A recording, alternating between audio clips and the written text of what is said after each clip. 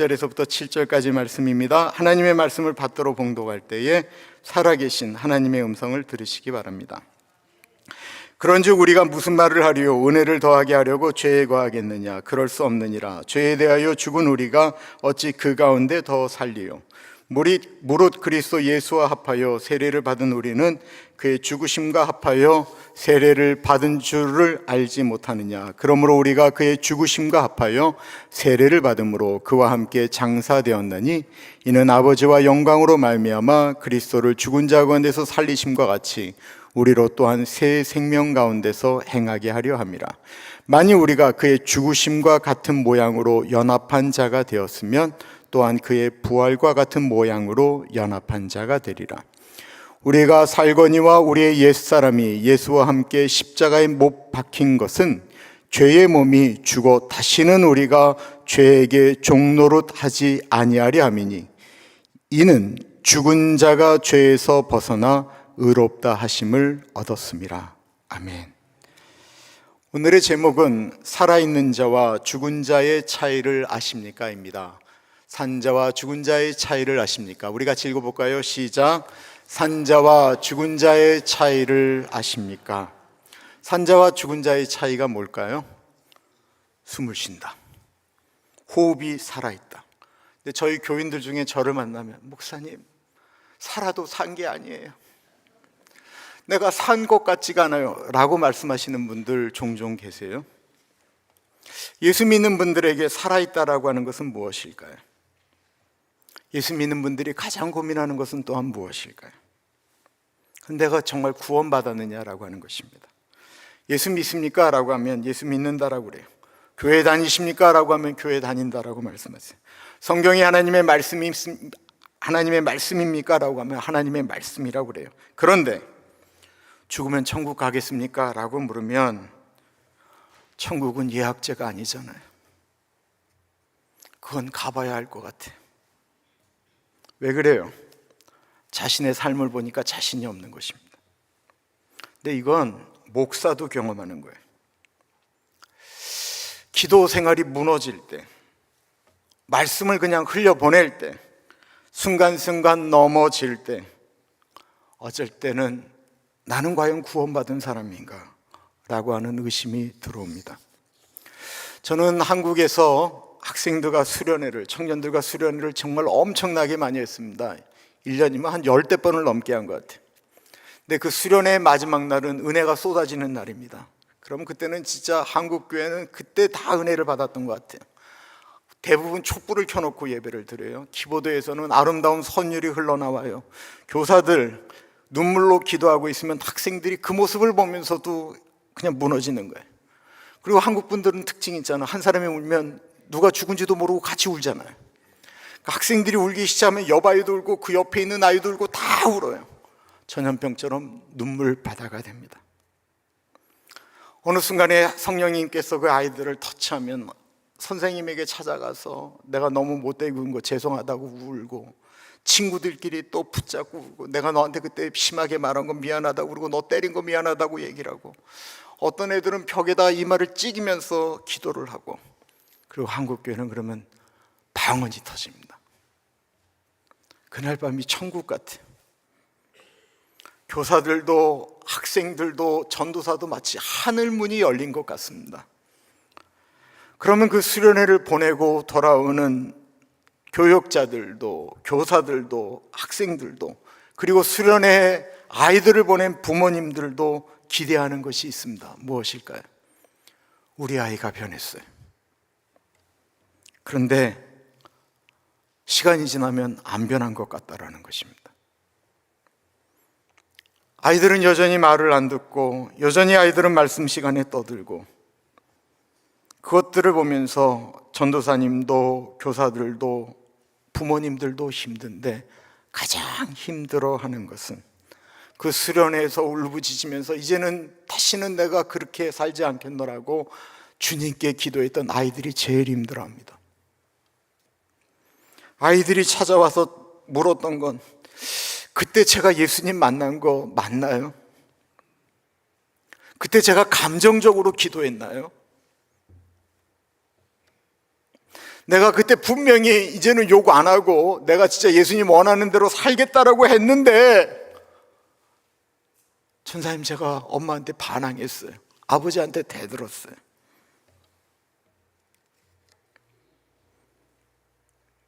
이게 감정적으로 그때는 그랬다라고 생각하시면 안 됩니다. 그렇게 고민하는 이유는 살아있기 때문에 그렇습니다. 그럼 산자의 첫 번째 특징은 무엇일까요? 산자는 갈등합니다. 1절과 2절입니다. 그런즉 우리가 무슨 말을 하리요? 은혜를 더하게 하려고 죄에 거하겠느냐? 그럴 수 없느니라. 죄에 대하여 죽은 우리가 어찌 그 가운데서 더 살리요? 1절과 2절을 한마디로 얘기하면 죄 때문에 갈등하고 있다라는 거예요. 로마서 5장에 보면 죄가 많은 곳에 은혜도 더한다라고 하는 표현을 이야기합니다. 죄 졌기 때문에 수련회에서 기도하다 보면 하나님 앞에 통곡을 하는 거예요. 그런데 그 마음이 없어지면 또다시 그 마음을 얻겠다고 우리가 죄를 치컨지고 수련회에 들어오겠느냐라고 하는 것입니다. 그럴 수 없다라는 거예요. 갈등하는 거예요. 이 갈등은 예수 안에 있는 사람만이 느끼는 갈등입니다. 영적으로 죽은 사람들은 죄 짓고도 갈등하지를 않습니다. 그런데 산자는 죄에 대해 괴로워합니다. 윤동주 시인의 서시가 특별히 예수 믿는 사람들에게 가슴에 와닿는 것은 그분의 고백이 산자의 갈등을 이야기하기 때문에 그렇습니다. 하늘을 우러 한 점 부끄러 먹기를 잎새에 있는 바람에도 나는 괴로워했다. 왜 괴롭습니까? 그렇게 살고 싶은데 그러지 못하니까 괴로운 거예요. 갈등하는 거예요. 지금도 신앙생활하면서 나는 이렇게 살아야 되는데, 무너지면 안 되는데 라고 하며 죄 때문에 갈등하십니까? 그 갈등 때문에 내가 혹시 구원받지 못한 것은 아닐까 생각되십니까? 아니요. 그 괴로움은 내가 살아있다라고 하는 증거입니다. 죽은 시체는 냄새를 못 맡습니다. 시체가 냄새를 맡는다고 이야기하면요, 그 뉴스에 나옵니다. 살아있으니까 냄새가 나면 괴로운 것입니다. 영적으로도 그렇습니다. 살아있으니까 죄의 냄새 때문에 괴로운 거예요. 죄의 구덩이에 있으면서도 죄의 냄새가 나지 않고 즐긴다라고 하면 성경은 그 사람은 살아있다 하나 그는 죽었다라고 이야기합니다. 두 번째, 산자의 특징은 무엇일까요? 산자는 닮아간다라는 것입니다. 5절과 6절 같이 읽습니다. 시작. 만일 우리가 그의 죽으심과 같은 모양으로 연합한 자가 되었으면 또한 그의 부활과 같은 모양으로 연합한 자가 되리라. 우리가 알거니와 우리의 옛사람이 예수와 함께 십자가에 못 박힌 것은 죄의 몸이 죽어 다시는 우리가 죄에게 종로로 타지 아니하려 함이니. 5절에 예수님과 연합한 자는 죄에 대해서 죽고 부활과 더불어 살았다라고 말하고 있습니다. 그러면서 6절에 옛사람에 대해서 말합니다. 옛사람은 누구입니까? 예수 믿기 전 나쁜 습관을 갖고 있는 사람, 죄진 사람, 그걸 얘기하는 거예요. 옛사람이라고 하는 것은 죄의 지배 아래 있었던 사람을 이야기하는 것입니다. 그런 우리들을 하나님께서 놀라운 은혜 가운데 불러주셨습니다. 그러므로 우리는 옛사람이 아닙니다. 그런데 분명히 옛사람은 아니라고 하고 옛것은 지나갔다라고 얘기하는데 우리는 여전히 옛사람들이 행하는 죄를 짓는다라는 것입니다. 왜 그럴까요? 그것은 죄의 습관이 사라지지 않기 때문에 그렇습니다. 그리고 그 죄의 습관은 때때마다 우리를 괴롭힙니다. 우리는 그것이 일순간에 사라지기를 바랍니다. 그래서 그냥 말씀 하나에, 수련의 한 방에, 부흥의 한 방에, 누구를 만남에 한 방에 끝나기를 바랍니다. 근데 성경은 그렇게 얘기하지 않아요. 한 방은 불가능합니다. 그리고 성경은 성화되어 간다고 얘기를 합니다. 우리가 조금씩 변화되어져 가는 거예요. 그 변화는 나는 죄인이다라고 하는 자의식 속에서 그런 나를 구원하셨다라고 하는 예수님과 연합한 모습 가운데 조금씩 변화되어지고 우리는 점점 더 겸손해지는 것을 이야기합니다. 정리하자면 옛사람은 죽었습니다. 그러나 옛사람의 습관은 남아 있습니다. 그리고 습관이 남아 있는 이유는 우리가 살아있기 때문에 그렇습니다. 저 20대에 은혜 받았습니다. 20대에 받을 때 온갖 은사를 다 받았습니다. 몇 시간씩 기도하는 게 아무 문제가 되지 않았습니다. 예언, 방언, 축기 그냥 모임이 다 그런 것이었습니다. 그러다 보니까 제가 오래 신앙생활하신 목사님, 장로님, 권사님보다 제가 더 낫다라고 착각을 했습니다. 오늘날도 은혜 받았다라고 하는 사람들이 느끼는 착각입니다. 아시는 것처럼 저는 34살에 담임이 되었습니다. 지금 생각해 보면 그 어른들이 저를 얼마나 많이 봐주셨을까 생각합니다. 너무 부끄러워요. 내가 뭘 안다고 그렇게 얘기를 했을까? 정말 부끄러워요.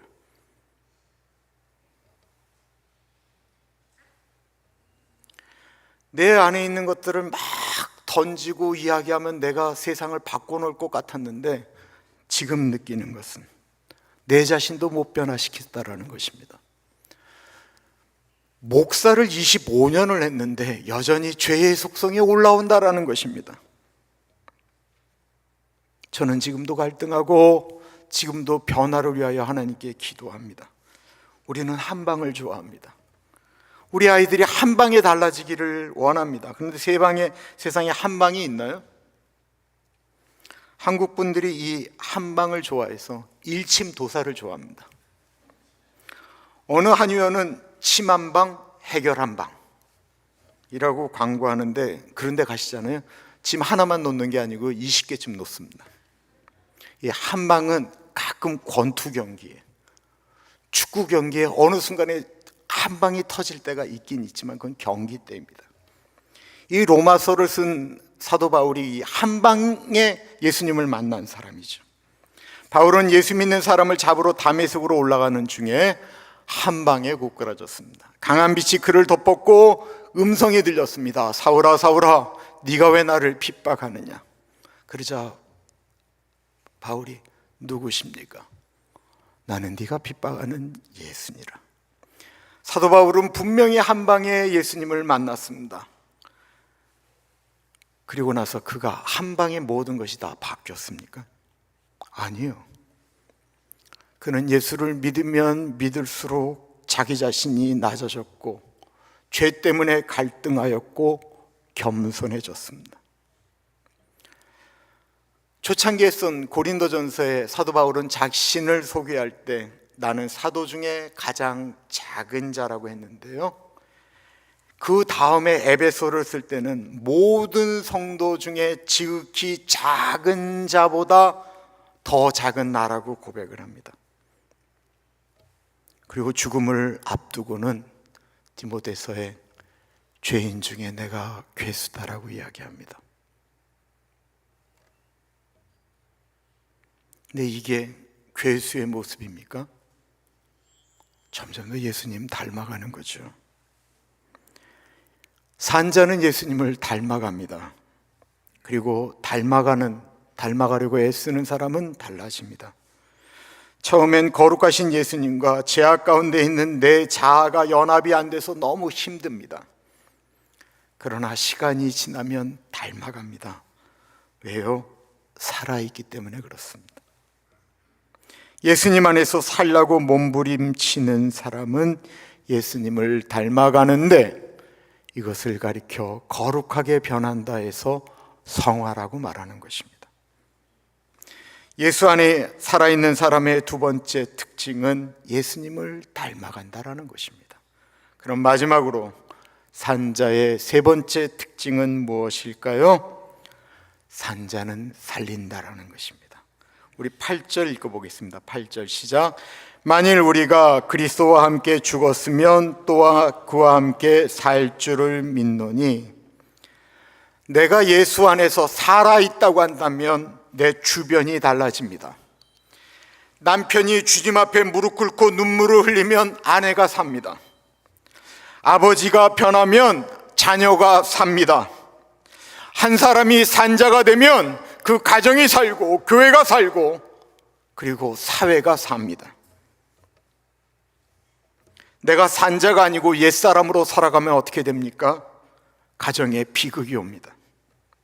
미움이 자라고 시기가 범지고 질투가 관계를 무너뜨립니다. 하지만 내가 산자가 되면 가정이 살아납니다. 산자는 자기만 사는 것이 아니고 다른 사람을 살리기 때문에 그렇습니다. 이것을 가리켜 복음의 능력이라고 말합니다. 제가 어느 장로님께 장로님은 어떻게 예수님을 믿게 되셨습니까? 라고 여쭈었더니 본인은 어떤 특별한 어떤 그런 체험이 있어서 예수를 믿게 된 것이 아니라는 거예요.